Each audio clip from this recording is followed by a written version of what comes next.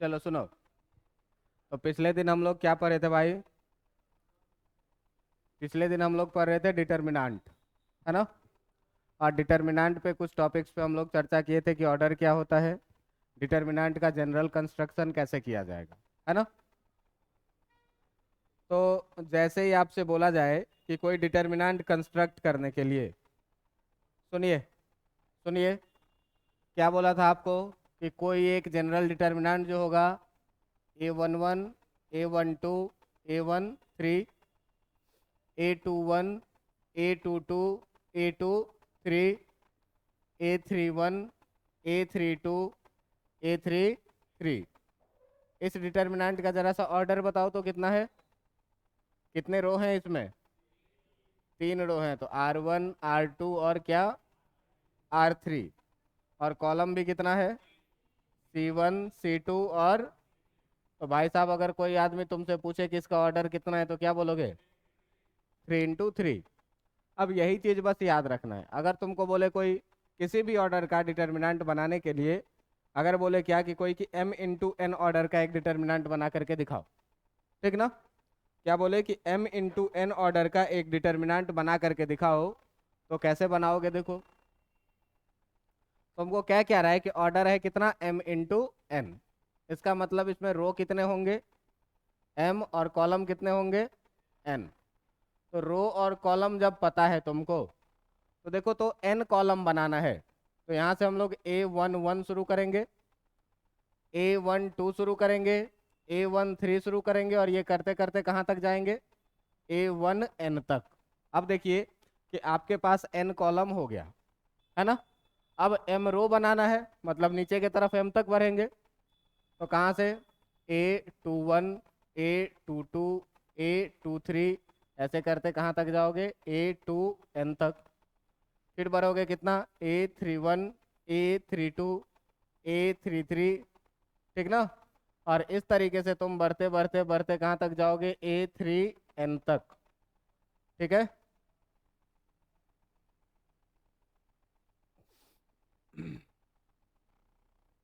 क्या हो जाता है ये बीच बीच में?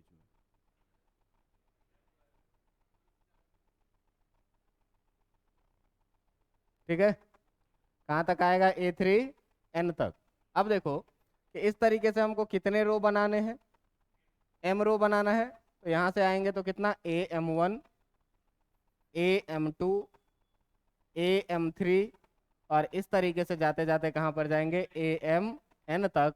और ये जो एक डिटर्मिनेंट आपका कंस्ट्रक्ट हुआ, इसका ऑर्डर कितना होगा? m × n का। तो ये चीज आपको पता रहना चाहिए। क्या बोलो? m रो हो गया ना, 1 2 3 4 m तक, है ना। और n कॉलम भी हो गया, 1 2 3 4 n तक। क्या? तो ये था कंस्ट्रक्शन। अब देखो इस पर सवाल कैसे बनाना है।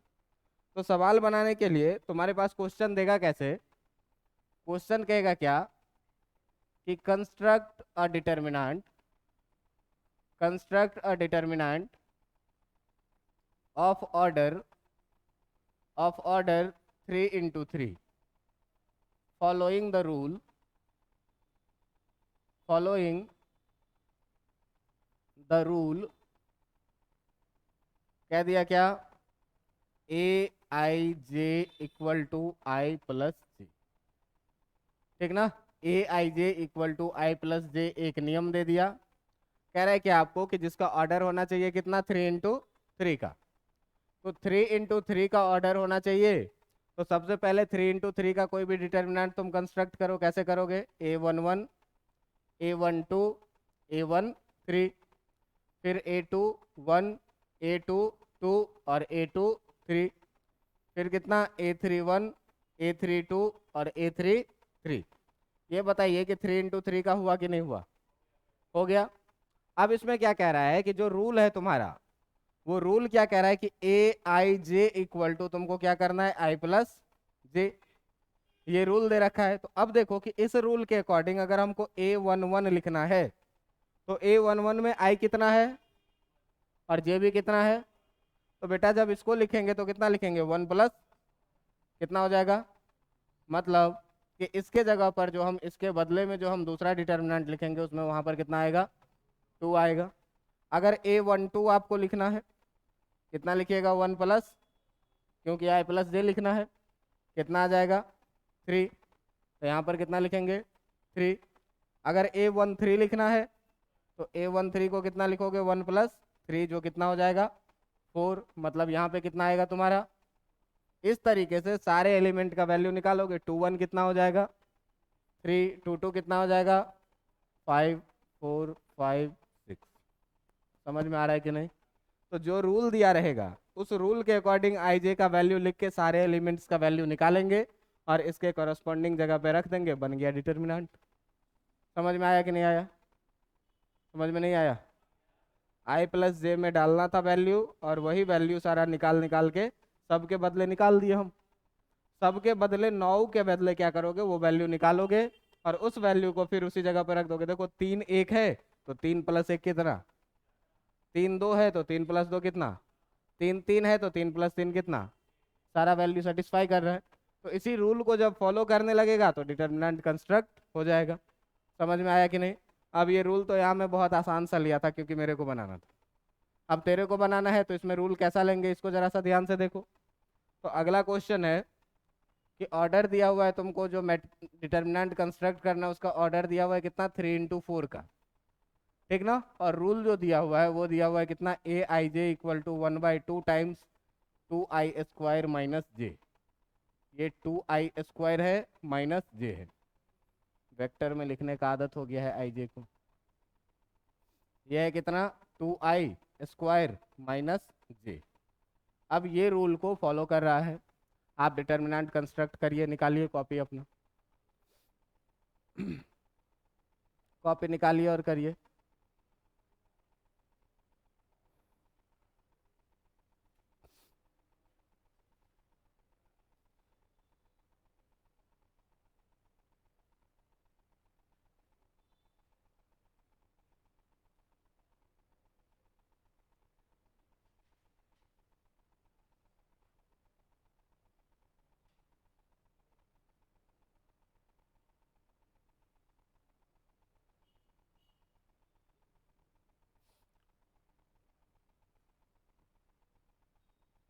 उसने करना है भाई, पहले 3 × 4 का डिटर्मिनेंट बनाओ। 3 × 4 का मतलब रो कितना होना चाहिए 3, और कॉलम कितने होने चाहिए, तो 4 कॉलम होना चाहिए। तो पहले A11 A12 A13 A14 4 column बनाओ, और इसमें 3 रो लिखना है। तो A21 A22 A23 A24, फिर कितना A31 A32 A33 और A34। कहाँ उल्टा हुआ? अच्छा, रो 3 होना था, तो रो 3 तो है और कॉलम 4 तो है, उल्टा कहाँ हुआ है? समझे? हाँ, अरे यार रो इसको ना कहते हैं, ये है R1, ये है R2, ये है R3। तो जो ऑर्डर तुमको पिछले दिन बताए थे वो ऑर्डर में क्या बताए थे, रो इंटू कॉलम ही तो बताए थे, रो इंटू कॉलम। और रो 3 है और कॉलम कितना है 4। तो देखिए 3 रो है और कॉलम 4 है, कौन सा, C1 C2 C3 और ये C4। गलत नहीं है। अब वो रूल है क्या, 1/2 2I² माइनस जे। तो देखो पहला एलिमेंट उठाओ A11। तो जब तुम A11 लिखोगे तो कहता है क्या 1/2 इंटू 2, आई के जगह कितना है, तो 1 का स्क्वायर, अब प्लस जे, यानी कितना, नहीं कितना होगा 1। तो ये कितना हो गया 1/2 इंटू 2 इंटू 1 का स्क्वायर कितना हो जाएगा 2 + 1, तो ये आ जाएगा कितना तुम्हारा 3/, माइनस है। अच्छा,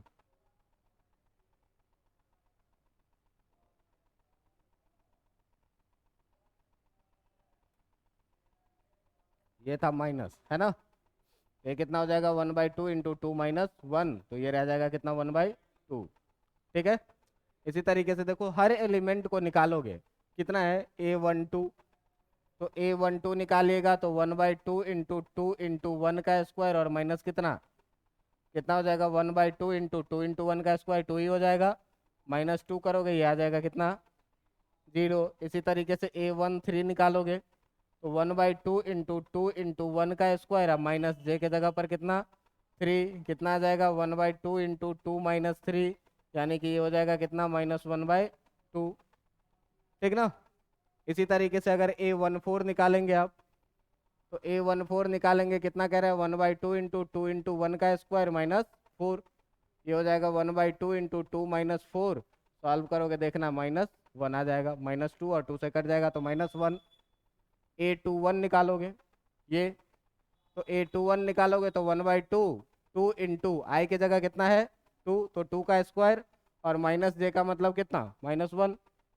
अब देखिए ये कितना हो जाएगा 1/2 इंटू 2 दूनी 4 दूनी 8 -1, ये हो जाएगा कितना आपका 7/2। इसी तरीके से A22 निकालोगे तो क्या कह रहा है 1/2 इंटू आई का स्क्वायर यानी 2 का स्क्वायर और माइनस जे यानी कि ये भी कितना 2, तो ये आ जाएगा कितना 1/2 इंटू 8 -2, 6 हो जाएगा, 6 में 2 से भाग दोगे 3 आ जाएगा। इस तरह से क्या करो हर एक एलिमेंट का वैल्यू निकालो और उसके जगह फिर से क्या करो उसका वैल्यू पुट कर दो। निकाल के बना करके दिखाओ भाई। निकल गया? कितने लोगों का निकला? अच्छा, कितने लोगों को नहीं समझ में आ रहा है कि क्या कर रहे हैं? ईमानदारी से हाथ खड़ा करिए, शर्माते क्यों हैं? नहीं समझ में आने वाले लोग हाथ खड़ा करिए थोड़ा सा। अगर समझ में आ रहा है तो बनाइए, मैं आ रहा हूँ कॉपी देखने। बनाइए। ये नहीं बुझाना है मतलब डिटर्मिनेंट।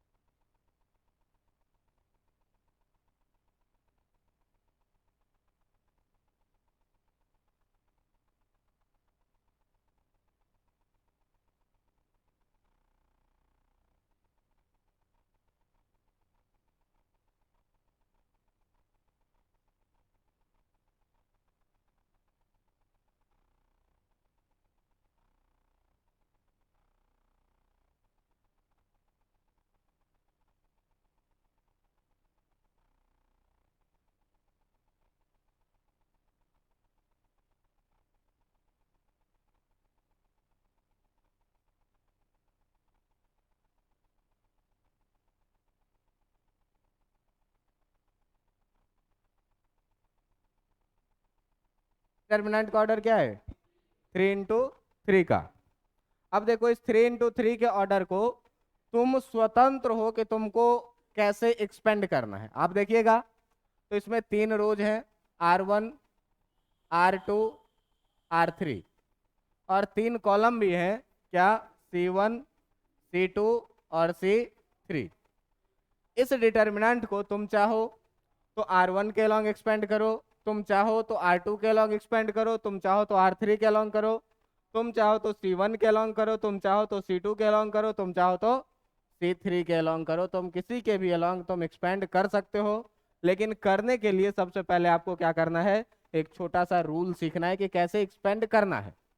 तो मान लीजिए कि इसको हम लोग एक्सपेंड कर रहे हैं, इसको हम लोग जो एक्सपेंड कर रहे हैं वो एक्सपेंड कर रहे हैं अलोंग R1, एक्सपेंड कर रहे हैं कैसे R1 के लॉन्ग रो 1 के लॉन्ग।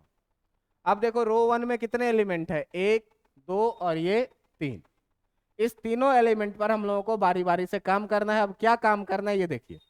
तो जो सबसे पहला एलिमेंट है वो कितना है A11, A11 लिख दिए। अच्छा इस A11 में देखो I के जगह कितना है और J के जगह भी कितना है, तो इनटू में तुम -1 डालो और इसका पावर I प्लस J डाल दो। समझ में आया? पहला एलिमेंट उठाए -1 का पावर क्या किया I प्लस J। अब तुम इसके बगल में क्या करो कि एक छोटा सा डिटर्मिनेंट बना लो। छोटा सा डिटर्मिनेंट बन गया।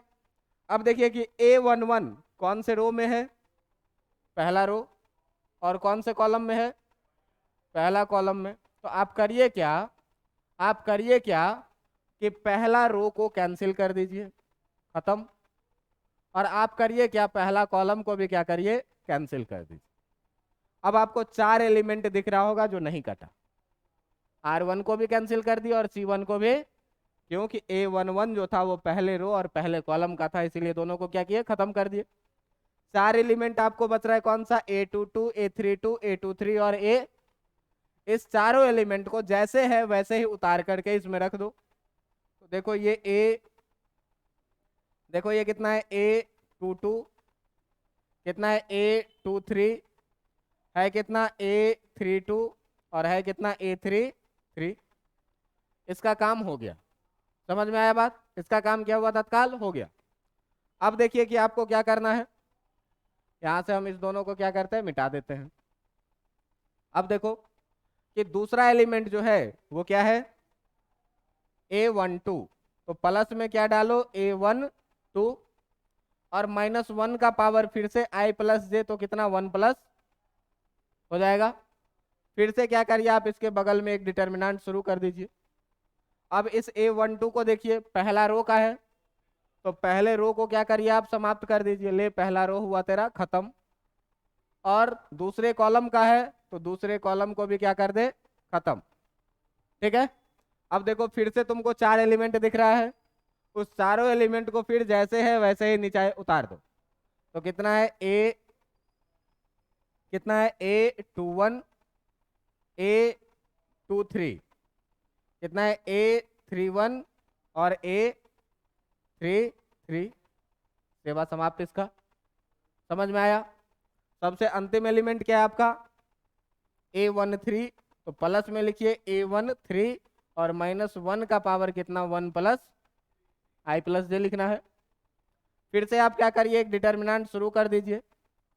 अब देखिए कि ये A13 पहले रो का है और तीसरे कॉलम का है। तो आप फिर से क्या करिए, पहले रो को खत्म कर दीजिए और तीसरे कॉलम को भी खत्म कर दीजिए। फिर से आपको 4 एलिमेंट बचा हुआ दिखेगा। उस चारों एलिमेंट को आप क्या करिए, यहाँ पर अरेंज कर दीजिए। ये एलिमेंट कितना है, ये एलिमेंट है कितना A21 A22 A31 और A32। इतना समझ में आया कि नहीं? अब जरा सा ये बताओ भाई कि ये जो A11 है और इसमें -1 का पावर 1 + 1 है, तो तुमको पता होगा कि अगर -1 का पावर इवन रहे तो वो कितना हो जाता है, 2 रहे 4 रहे 6 रहे तो आंसर कितना आ जाएगा 1। और अगर -1 का पावर ऑड रहे, तो ऑड रहेगा तो ये कितना हो जाएगा, 1 रहे 3 रहे 5 रहे। तो ये देखिए पावर कितना हो गया 2, 2 का मतलब इसका आंसर कितना आ जाएगा 1, और 1 से मल्टीप्लाई करेंगे तो कोई फर्क नहीं पड़ेगा। तो इस A11 को हम क्या करते हैं यहाँ से, इस A11 को हम क्या करते हैं यहाँ से ऐसे ही लिख लेते हैं। क्या लिखे A11 -1 का पावर 1 + 1, ये पूरा मिल करके कितना हो जाएगा, इसका आंसर 1 के बराबर ही हो जाएगा। और 1 से मल्टीप्लाई करेंगे तो इस पर कोई फर्क। अब इस ब्रैकेट में आ जाओ, इस डिटर्मिनेंट में ऐसे मल्टीप्लाई करो, ऐसे मल्टीप्लाई करो डायगोनली, ऊपर वाले से डायगोनली। तो कितना हो जाएगा A22 × A33, A22 × A33, और माइनस का साइन डालो और ऐसे मल्टीप्लाई करके क्या करो, सब्ट्रैक्ट कर लो। समझ में आया?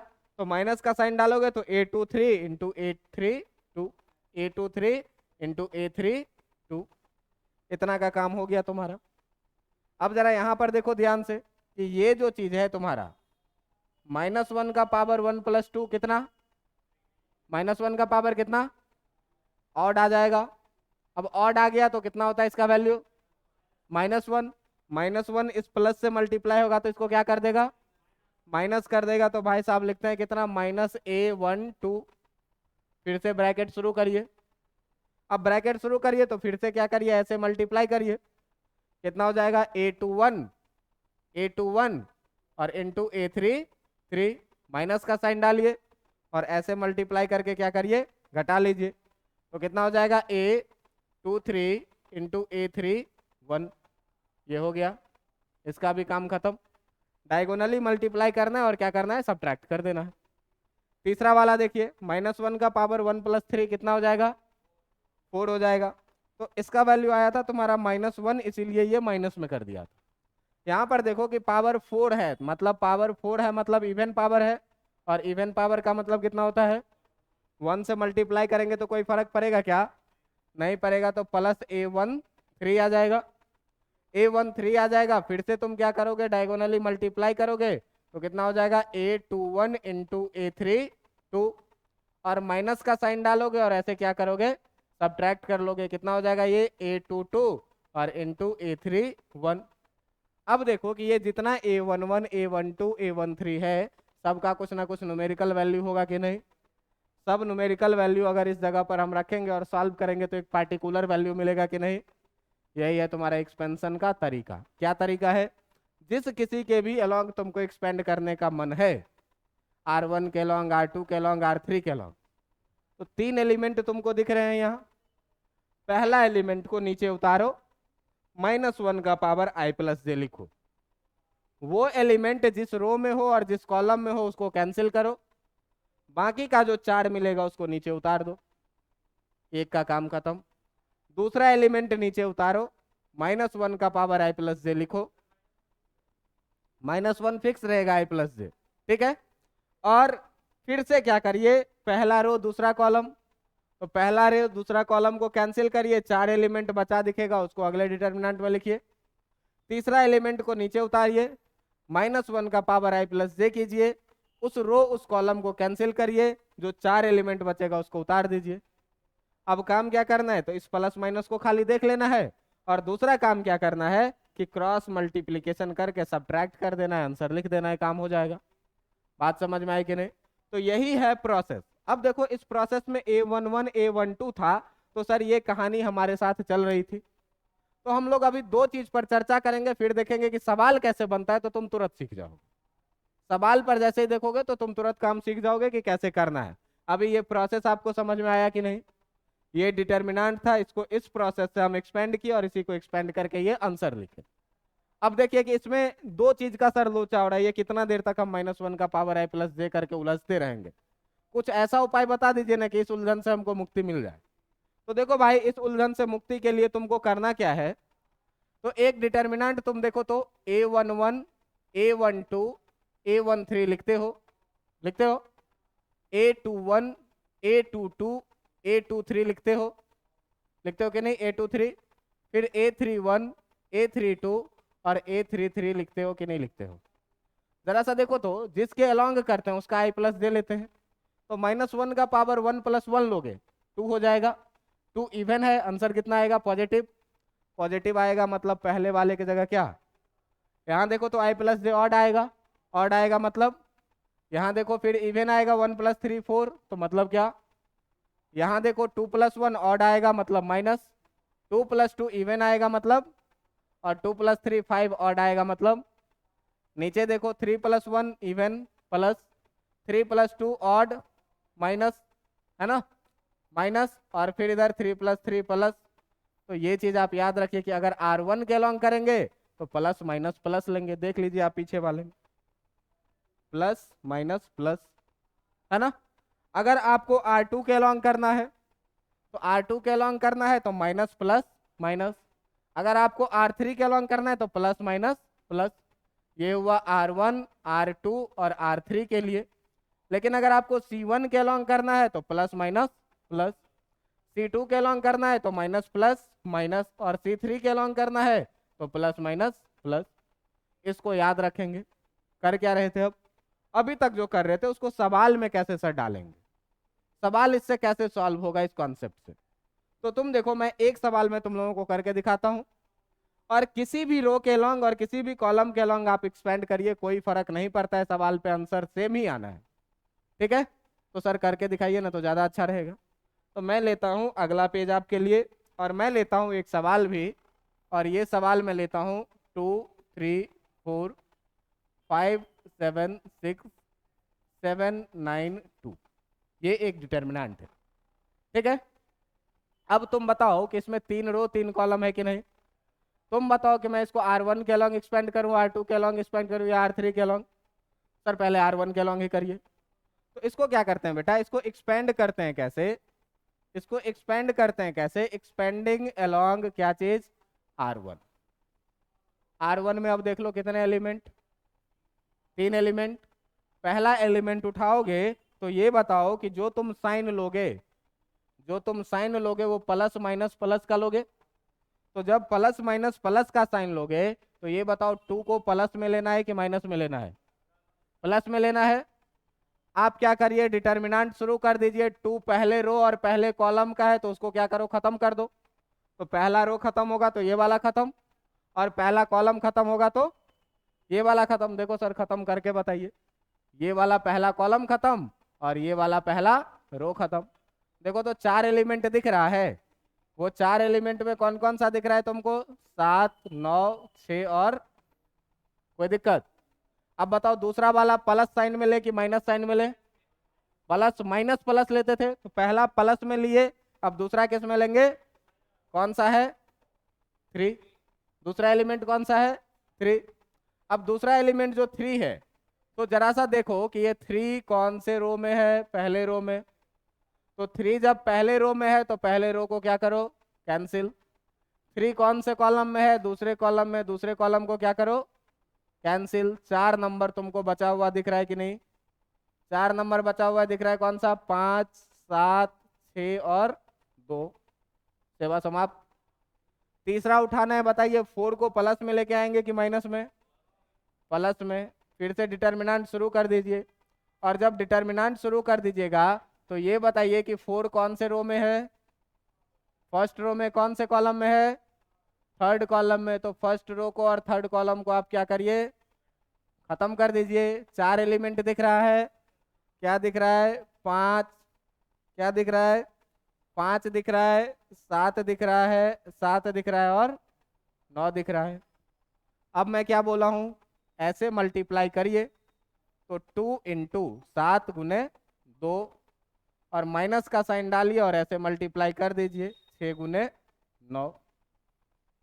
कोई दिक्कत, -3 है, -3 डालिए, ऐसे मल्टीप्लाई कर दीजिए, 5 गुने 2, माइनस डालिए, ऐसे मल्टीप्लाई कर दीजिए, 7 गुने 6, है कि नहीं। +4 डालिए, ऐसे मल्टीप्लाई करिए, 5 इंटू 9 और -7 इंटू 7।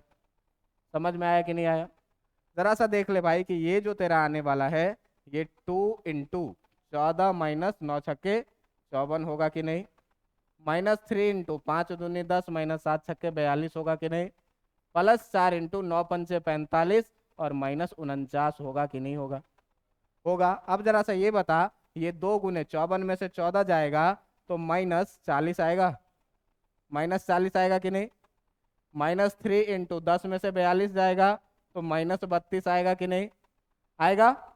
और इधर देखो कि जो +4 इंटू 45 में से 49 जाएगा तो -4 आएगा कि नहीं, आएगा। अब देखो जब तुम इसको मल्टीप्लाई करोगे तो ये कितना आ जाएगा -80, ये कितना आ जाएगा +32 दूनी 64, और ये कितना आ जाएगा -4 चौका 16, 80 और 16 -96, 32 दिया है ना, 96, ये वाला है कितना 96। चलिए ये वाला है कितना आपका +96, तो ये हो गया -96 और +96 कितना, आंसर इसका कितना आ गया। सर आप तो बोले कि R1 R2 किसी से भी करे तो आंसर सेम ही आता है, जरा सा कुछ दूसरा करके दिखाइए, है ना, मैजिक हो जाएगा। कर लिए हो, अच्छा हम करके देखें, चलो हम करके दिखाते हैं पहले, फिर तुम लोग करना। तो एक क्वेश्चन में अब तुम लोग बोलो कि R1 के अलावा मैं इसको किससे सॉल्व करूं, R2, बड़ी जोर, नहीं नहीं तुम बता दो तो, आदित्य कौन से के लॉन्ग करे, R2 के लॉन्ग। चलिए सुनिए, किसी के भी अलॉन्ग करेंगे यार, जिसको जिससे करने का मन होगा कर लेना, किसी के भी अलॉन्ग करेंगे आंसर सेम ही आएगा। चलिए R2 के अलॉन्ग करिए, सुनिए क्या करना है, R2 के अलॉन्ग करना है। जरा सा सुनो, R2 का जरा सा सिंबल देख लो तो माइनस प्लस, कोई दिक्कत नहीं, कोई दिक्कत, तो माइनस प्लस माइनस है, तो यहाँ से बताइए तो R2 में जो 5 लेंगे पहला एलिमेंट वो माइनस साइन के साथ लेंगे कि नहीं, लेंगे। और उसके बाद आप डिटर्मिनेंट डालिए, डिटर्मिनेंट है तो देखिए तो ये दूसरा रो और पहला कॉलम है, तो दूसरा रो और पहला कॉलम को क्या करिए, पहला कॉलम कैंसिल और दूसरा, 4 एलिमेंट बच रहा है, 3 9 4 और 2, तो डालो 3 9 4 और 2, दूसरा एलिमेंट प्लस में लेना है, दूसरा एलिमेंट है क्या 7, R2 का दूसरा एलिमेंट है कितना, फिर से डिटर्मिनेंट शुरू करो। अब देखो भाई कि जो दूसरा एलिमेंट है तुम्हारा वो R2 का है और C2 का है, तो क्या करोगे, R2 को कैंसिल करोगे और क्या करोगे C2 को भी कैंसिल करोगे, 4 एलिमेंट बच रहा है, 2 7 4 और 2, 2 7 4 और 2, कितना बच रहा है 2 7 4 और 2, तीसरा एलिमेंट माइनस में लेंगे कितना 6, है ना। अब 6 देखिए दूसरे रो और तीसरे कॉलम का है कि नहीं, 6 दूसरे रो और तीसरे कॉलम का है कि नहीं, तो दूसरा रो को कैंसिल करिए और तीसरा कॉलम को भी कैंसिल करिए, 4 एलिमेंट बच रहा है कि नहीं, कितना 2 7 3 और 9, कितना बच रहा है भाई 2 7 3 और 9, 2 7 3 और 9 हो गया। अब इसको सॉल्व करना है, देखो कितना, ये हो जाएगा -5 इंटू, एक ही बार में लिखे 3 दूनी 6 और -9 चौक, कोई दिक्कत नहीं, कोई दिक्कत, 3 दूनी 6 या -4 नमन 36, +7 इंटू देखो 2 2 जा 4, -7 4 जा 28, -6 इंटू 2 9 जा 18 और -7 3 जा 21, ठीक है। अब देखिए कितना आ गया ये -5 इंटू -30, है ना। अरे इसमें कुछ गलती हुआ है क्या, रुक जाओ एक सेकेंड, -5 कहाँ पे, कहाँ पे, रुक जाओ 1 मिनट में चेक कर लेना, -5 लिए ये रो ये कॉलम 3 9 4 2, ठीक है, +7 लिए ये खत्म 2 7 4 2, ठीक है, प्लस -6 लिए ये खत्म 2 7 3 9, इतना ठीक है, -5 लिए 3 2 जा 6 -9 4 जा 36, +7 लिए 2 2 जा 4 -7 4 जा 28, -6 लिए 18 और -7 3 जा 21, इतना ठीक है ना। चलो कोई बात नहीं, देखो देखते हैं यहाँ कितना आ जाएगा, +7 इंटू ये कितना हो जाएगा -24, और ये हो जाएगा कितना -6 इंटू कितना 3।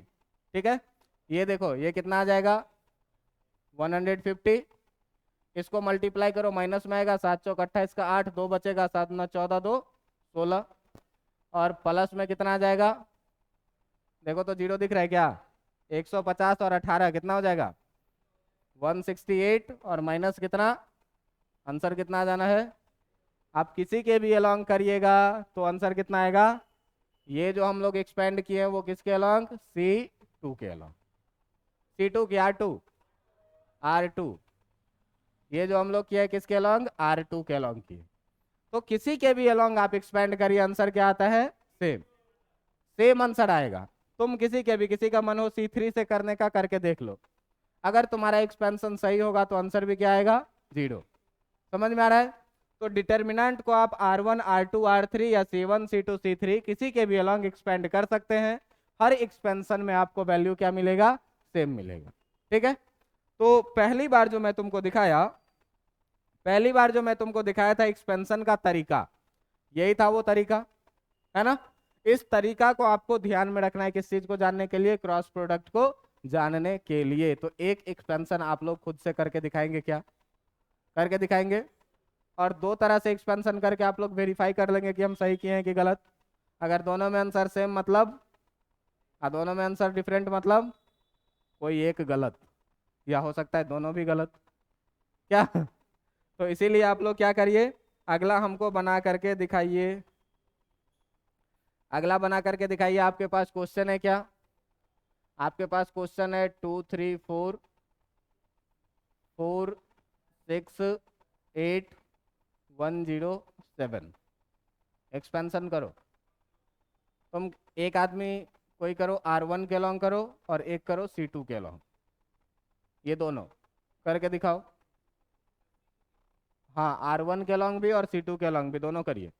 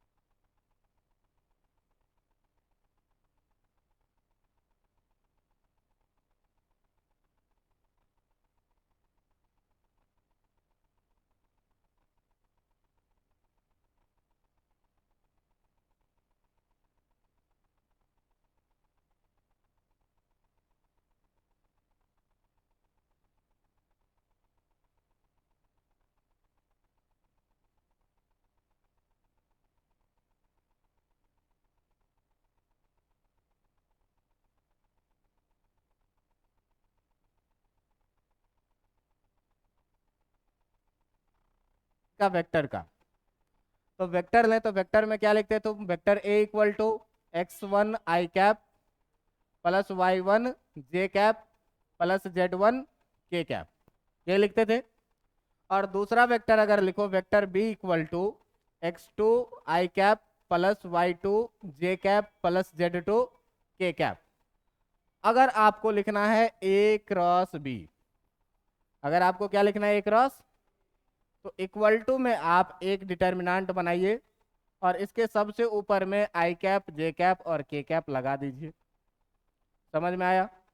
दूसरा रो में आप ए का जो कॉफिशिएंट है, ए क्रॉस बी लिखना है तो पहले ए का कॉफिशिएंट, ए का कॉफिशिएंट क्या है x1 y1 और बी का कॉफिशिएंट क्या है x2 y2 और z2।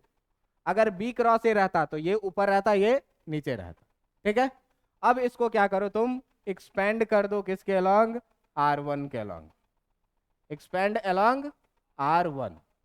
तो देखो तो आई कैप को किस में लिखोगे, प्लस में, r1 में क्या जाता है प्लस माइनस प्लस इनटू, ये खत्म और ये y1 z2 है ना, क्या लिखोगे y1 z2 और माइनस z1 y2, ऐसे करके गुना करके घटा लोगे कि नहीं, समझ में आया कि नहीं।